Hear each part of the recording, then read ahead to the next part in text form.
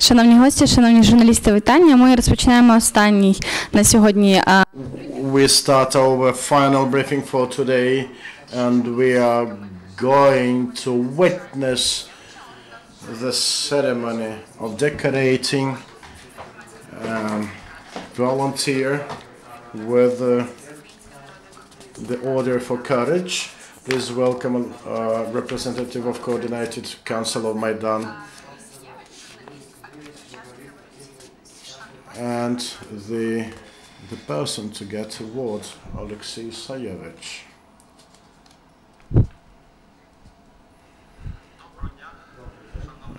Good afternoon, dear friends. My name is Mykola Markov. I'm the 100th officer of the 2900 of Maidan. I'd like to give the Order for Courage to my great friend and colleague, Yuriy Sayevych, and we were acquainted by Mr. Stepan Stoban, who defended the block of Yulia Tymoshenko headquarters, where Turchinov, Evakov, and many others were present at that time.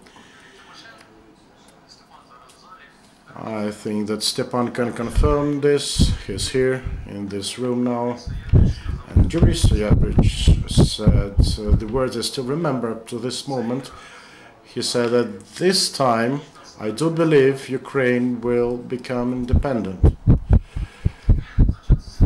For the time of being in our 100, he demonstrated himself as a disciplined and strong soldier. On 18th of February, he was one of the first to step on the line total, as we call those SWAT officers making the special formation. It was four of us, Igor Voitenko, Yuriy Sayevych, and Dima Rybak, or Cap as we called it, and me. We were the first. Igor got a sniper's bullet in his eye. Sayevych was severely bitten by Barricade that brought him disability, and Rybak got a bullet just touching his face, and I was lucky to get clean. And on behalf and in the name of the self-defense of the Maidan, on behalf of our brethren in blood, we'd like to congratulate our dearest friend and a true patriot of Ukraine, the citizen, the national of the United States of America, Yuriy Sayevych.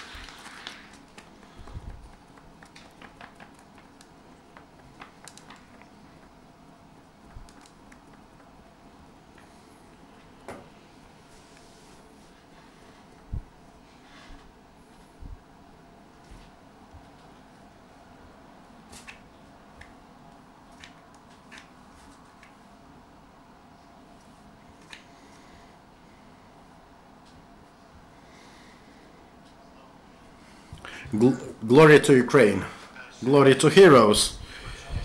I would first of all like to ask pardon for this my attire, because I did not expect to be present at this ceremony, so I dressed like I dressed, but I'm really very much proud of this uniform that my colleague wears now.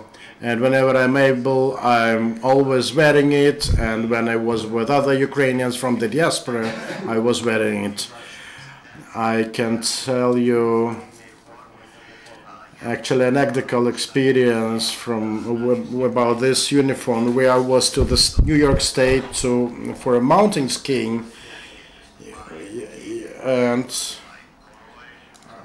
I've heard that the one person who are called the king of pro-Putin strolls in the United States, the so-called Professor Cohen, is going to present and speak in the local Connecticut University.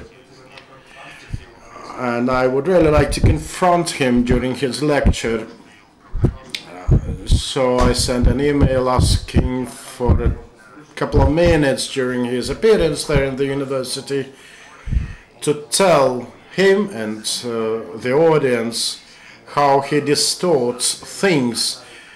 And I wanted to put a couple of questions to him. I didn't get an answer though, but nevertheless I went there. It was evening, night time, and it was a kind of party or lecture arranged by the Eastern European or Russian Studies chair in the university. So he was invited, and he's one of the guys we call icons of the left movement. He is loved as such by many. So we had quite a representative audience. Some representatives of Ukrainian diaspora were there, and he had his speech, and I tried to find a little time slot for myself.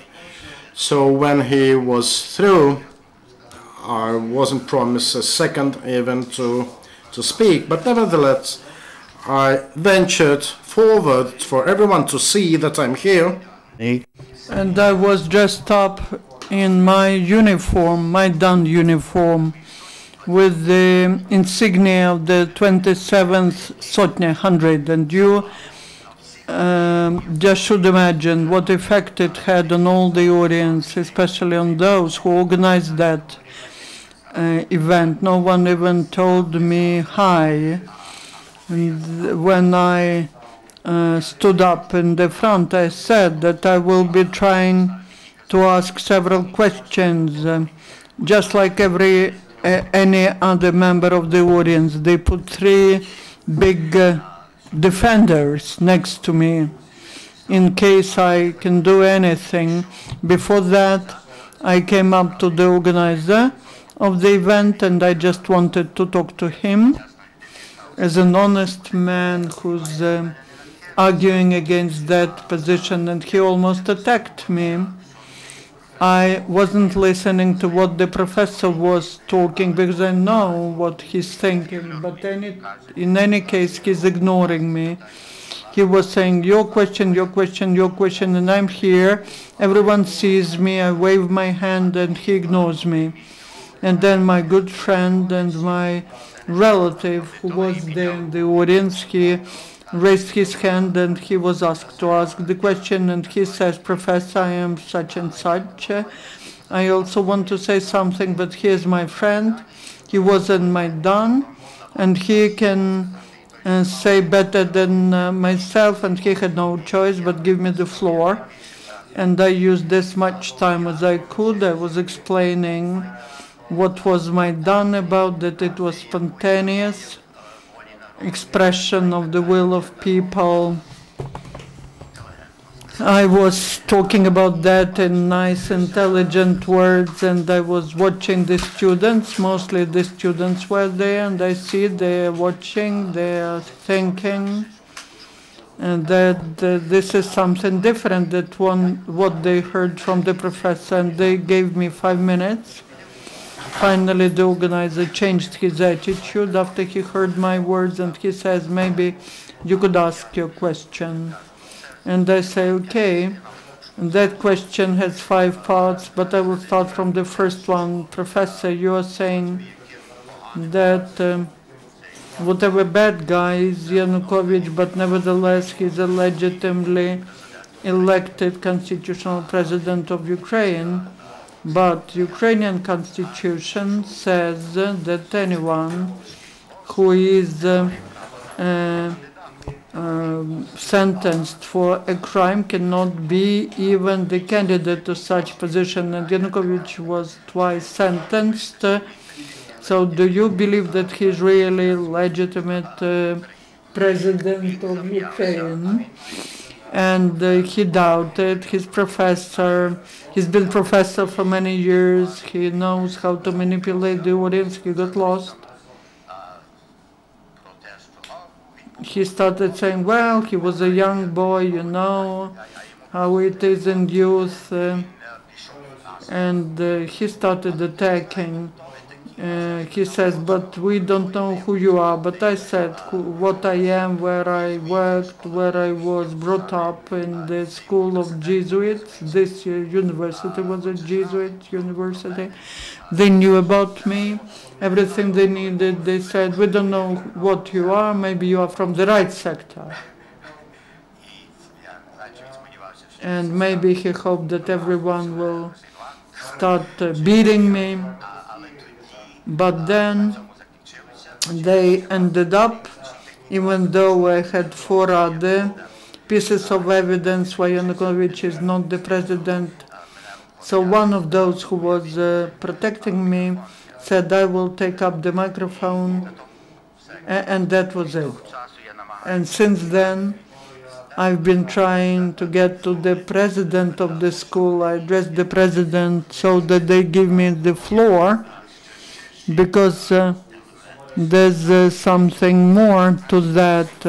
In the American educational system, in the universities, there's the Moscow version of the history of Eastern Europe. And during the last 50 or 100 years, it's a monopoly version. And this version says that there's no Ukraine, there's just Russia. Kiev Rus is the beginning of a big Russian state, and so on.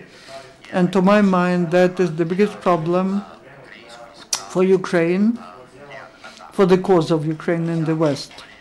This monopoly is doing its own thing, and those graduates of the universities are those who are the civil servants. They work in the State Department, and they define the American policy. But I believe as soon as they are biased this way, and as soon as they get to Ukraine, they get changed, and they become supporters of Ukraine.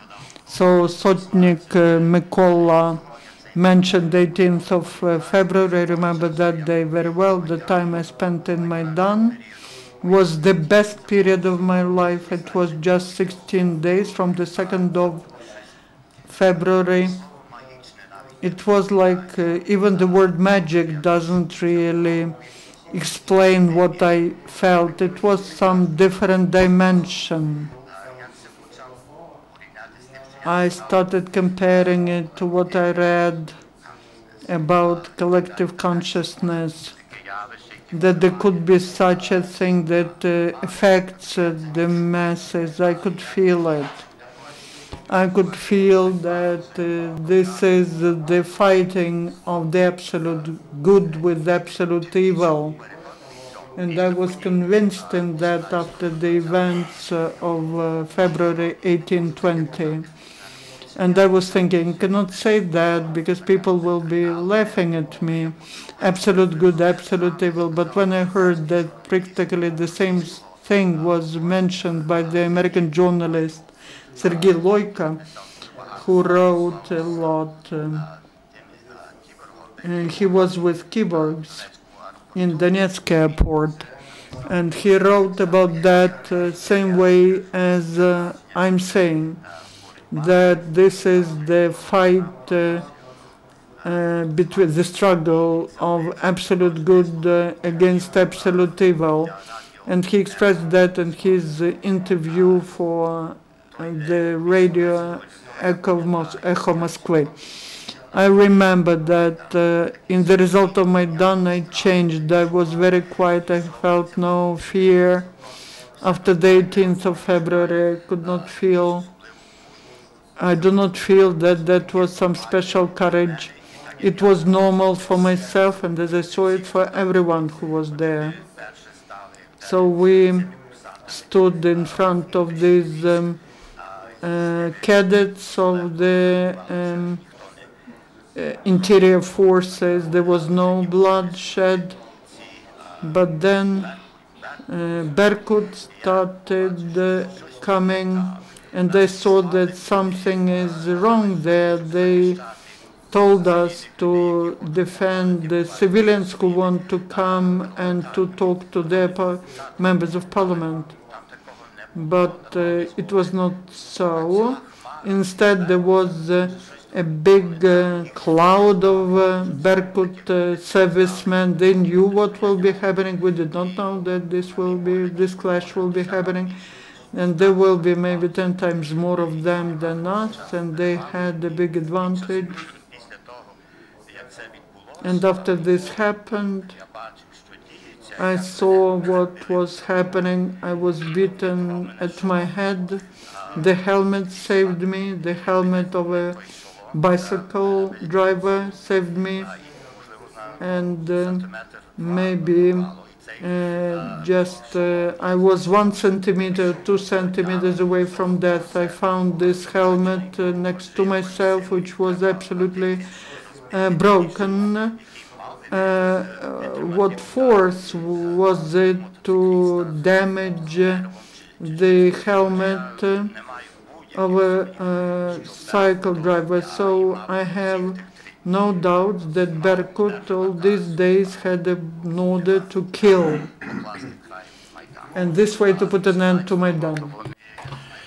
On 18th of February, I don't know if they used firearms, but I can remember this hatred in their eyes. I've never seen anything like that, and that hatred oozed in their actions.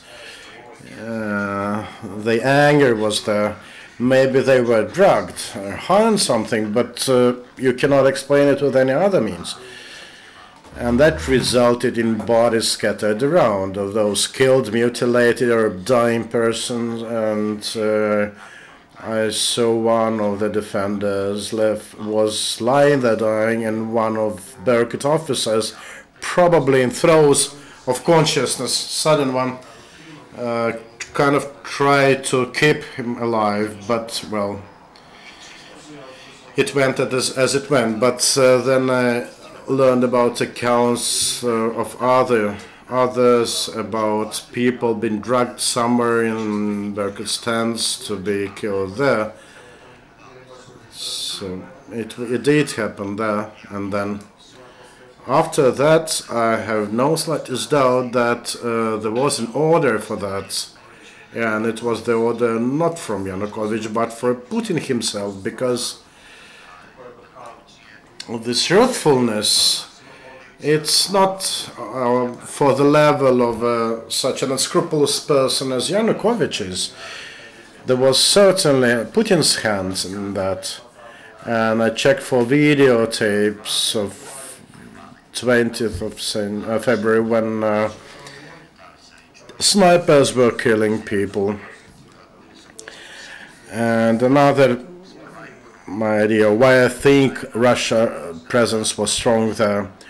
I was waiting for an ambulance, and there was a Berkut officer standing not far from me. He was laughing, you know. He was happy and laughing, seeing me bloodied and bruised, and he was saying in Russian, "So, this is the Ukraine you wanted, hey."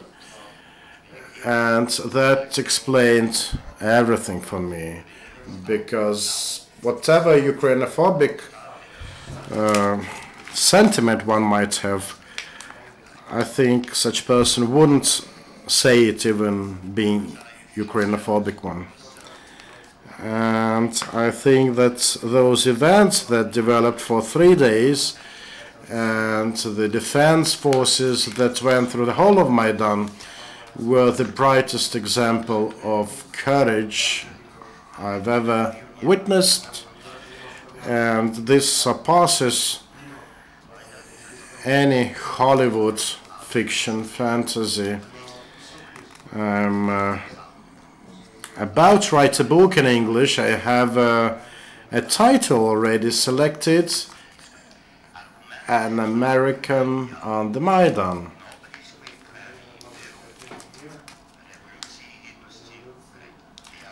And the bottom line idea is to seek Nobel Prize for Peace to the Ukrainian Maidan. Obama was awarded this Nobel Prize for Peace, and I think the whole of Maidan in Ukraine really deserves it too. A couple of days ago, I spent a couple of days in Mariupol. I met representatives of the right sector there and the commander of one of the battalions there. And I met with people from the Azov battalion. And, you know, our conversations back then brought me some additional strength and showed that these guys are really ready to go even to Moscow if it will be needed, and they will never be overcome. What I'm worried about, though, is that, you know, if Ukraine is left in peace, it will most probably able to end this war, and probably it would bring peace for the society. I was here on the Independence Day, and I saw lots of people in embroidered shirts. Young people, kids, elderly, and even those Russian-speaking ones, and many of them were speaking Russian, were wearing those embroidered Ukrainian shirts, and that said a lot to me. Because in Stalin times, it was a clear indication you were dealing with a nationalist if a person was wearing an embroidered national shirt. But if people, even Russian-speaking ones, wear this shirt and express their willingness to have a united country, it's a clear indication that this country would have come through, but for Russian invasion and but for actually US government doing little to save Ukraine indeed. Yes, there are the American people who strongly support Ukraine. There are congressmen who do support Ukraine and wish all the best to Ukraine. And there are certain Ukrainophobic people among the presidential advisors and the State Department. And this results in this de facto international embargo on munitions and armaments supplied to Ukraine. And I really think that the Minsk agreements is nothing short of bringing the separated Ukraine to Putin on a luxury plate. So, glory to the nation. Glory to heroes. Ukraine is over everything. Thank you, Yuriy.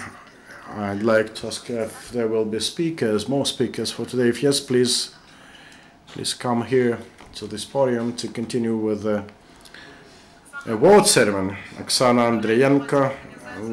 I represent the All-Ukrainian People's Coordination Council of the Maidan, All-Ukrainian Association. I wasn't together with Yuriy on that barricade, but I was on Maidan, and I can tell you that after being heavily wounded, he spent a lot of time in hospital, only to return to the Maidan later on. After the Maidan,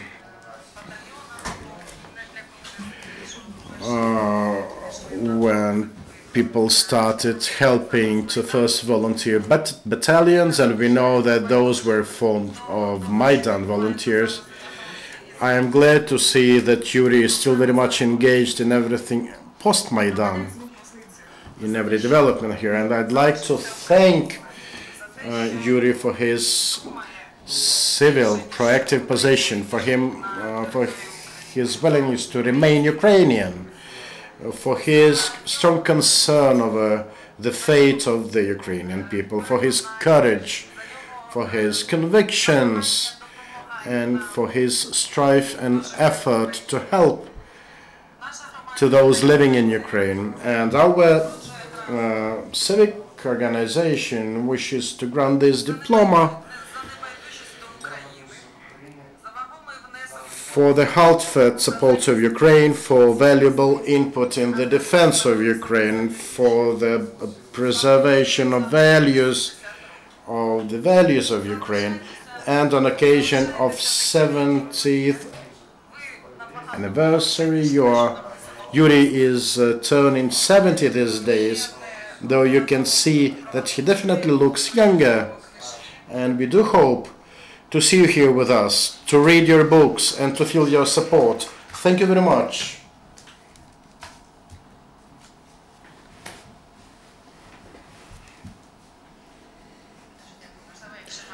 Thank you. If